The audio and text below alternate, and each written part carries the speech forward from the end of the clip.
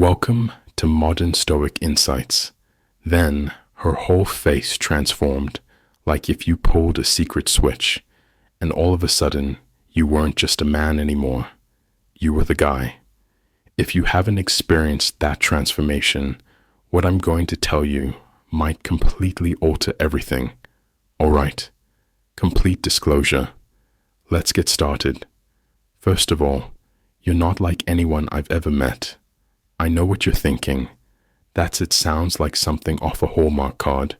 But wait, I'm not talking about saying this line with the emotional weight of a fortune cookie. I'm talking about how you say it, and more importantly, when you say it. This is not some pickup artist garbage with fake lines that make you sound like you copied them from a Reddit thread in 2009.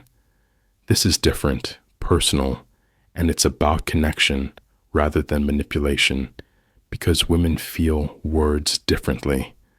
Allow me to transport you back in time to a bookshop where I really met this girl. 4 walls, dirty racks, etc. I told her that she reminded me of a storm calm outside, but something in her eyes was hiding lightning, and she laughed. Not the polite kind, the kind that says, "Oh damn, you actually see me." She was thumbing through a worn copy of The Bell Jar while I was in the back, drinking coffee that tasted like burnt toast and hope. After a short while, without any prelude or spectacular performance, I said, "You're not like anyone I've ever met." The force of this remark is not in the words, but in the danger they carry. You're not playing it safe.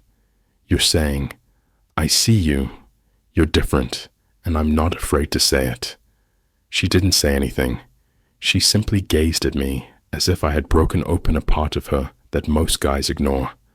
But here's where most guys go wrong.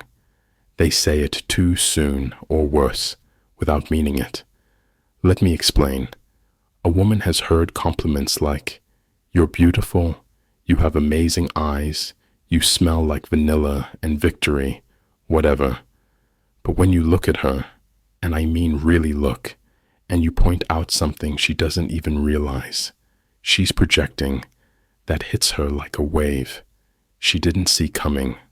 Say it when she talks about how she used to sneak out to dance in the rain. Say it when she talks about the strange way she remembers dreams in color. Say it when she does something vulnerable, not sexy. "You're not like anyone I've ever met" is a scalpel, not a hammer. But when it's done right, it lands like lightning. And here's the best part. When you say it, let it hang. Don't rush to fill the silence. Let her feel it. That's where the magic happens. In the second statement, I believe I could phrase number 2, "talk to you for hours," is subtle and quiet, like background jazz in a smoky room at 2 in the morning. It doesn't shout, "I'm into you," like most compliments do. Instead, it whispers it softly and intimately, and in that whisper, there's power. Let me set the scene. Years ago, I was sitting on the floor of someone's living room during a party that had started out wild and gradually mellowed into vinyl records and red wine. Everyone was strewn about, half inebriated and half intelligent. I ended up sitting with this woman. Let's call her Claire. There was a brief pause in our conversation, so I leaned in slightly and said, "You know, I feel like I could talk to you for hours." She wasn't the loudest or most attractive person in the room, but she had the kind of calm that makes you forget you're supposed to be interesting. She was talking about a movie that she loved, with obscure French film subtitles and all, and I wasn't even sure I liked it, but I was hanging on to every word, and I remember it so clearly. She added, "That might be the nicest thing anyone said to me all night," after blinking and smiling and tucking her hair behind her ear. Something I now know is one of those subconscious cues when something strikes deep. Here's what this phrase accomplishes. It affirms more than just her appearance by telling her, I'm here for your mind, your rhythm, your strange little metaphors, your side stories, and the way your voice rises when you talk about things you care about. It also fosters intimacy without coming across as creepy and invites emotional depth without asking, hey, tell me about your childhood trauma. And let me share a little secret with you. When a woman hears this, it speaks to something that many men never talk about, her desire to be understood and to be seen as someone worth staying up until 300 a.m. for just to hear one more thought about why she thinks trees are secretly alive. Let's face it though, you can't just say this to anyone. You have to mean it, feel it, and most importantly, say it when you're both in the middle of a deep emotional pocket where time seems to stop, just you and her, and there's a strange, gentle pull that draws you closer. This phrase resonates with her because it says, hey, you're not a checklist I'm trying to complete. You're a person I want to explore. Additionally, if she says something like, I feel like I've known you forever, it works both ways. Alternatively, this is very simple. It's strange. You're in the area where attraction turns into attachment, and this statement encourages it without ever pressuring it. But I'll tell you what not to do. Don't end the first date abruptly, since there won't be any uncomfortable pause.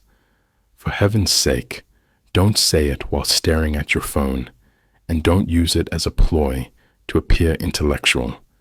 When you say it at the right time, she will begin to wonder what it would be like to fall asleep next to someone who truly listens, someone who makes her forget to check the time, someone who makes conversation feel like home.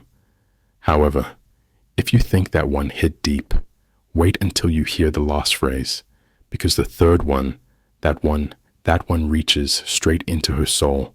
Phrase 3, you make me feel lucky. Look her in the eye. Let it land. Let it breathe. It's not a magic spell. It's an invitation. Phrase number 3, just being here with you, all right, is a special phrase. It's the kind of thing you say when there's already some fire between you. Not a full-blown inferno yet, but a strong, steady heat that's been building slowly and quietly. Let me tell you a story. It was late, and we were sitting on a rooftop, not some fancy hotel, just a friend's place with a view of the city, with a couple of lawn chairs that had seen better days. The lights of the buildings were blinking like they had secrets, and the night smelled like concrete. We weren't even talking much, just sitting there, letting the silence stretch. Then, without planning, without considering whether it was cool or not, I looked over at her, and she had her knees pulled up to her chest, sweatshirt sleeves over her hands. I said, you make me feel lucky just being here with you. Now I want you to imagine that moment not flashy, not rehearsed, just real. She simply reached over and took my hand without saying anything at first, because that line isn't about impressing her. Rather, it's about honoring her. In a world where everyone is trying to prove themselves, everyone is swiping, everyone is posting, everyone is acting like love is a talent show with judges. But this line cuts through all of that and says, right now, I'm not thinking about anyone else. I'm not comparing you to anything. I'm just grateful you exist, and somehow I'm the guy sitting next to you. And here's the part that most people never discuss. Women are constantly made to feel like they're interchangeable. Because of the way she laughs when she snorts, the way she becomes serious when discussing her dreams, or the fact that she always orders fries and never eats more than 3, this phrase makes her feel irreplaceable. Not because she's perfect, not because she has flawless skin or because she has a million followers. Now, let me warn you, if you say this too early, it can come off as fake and desperate. Like, I'll be honest with you. When I said that line, I wasn't sure if she would respond, but she leaned in, rested her head on my shoulder, and whispered, "I've never felt more wanted in my life. You're trying to fast forward the film, but when the time is right, this line doesn't just make her feel seen, it makes her feel safe, like she can take off her armor, like perhaps you're the type of man who wants to build something with her rather than just want something from her. The difference between a guy she forgets and a man she remembers is how you make her feel when you speak. If this resonates with you, leave a comment and share your moment. Look, you don't need a script to win her heart. You need presence and truth. These phrases aren't tools. They're reflections of how you feel spoken aloud, so use them when they're genuine.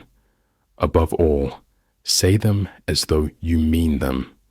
In memory, the term you said or should have said, and if you want more of this sort of true discussion, you know what to do. Stay there and let's continue to improve together till the next time. Be nice, remain inquisitive, and express your meaning.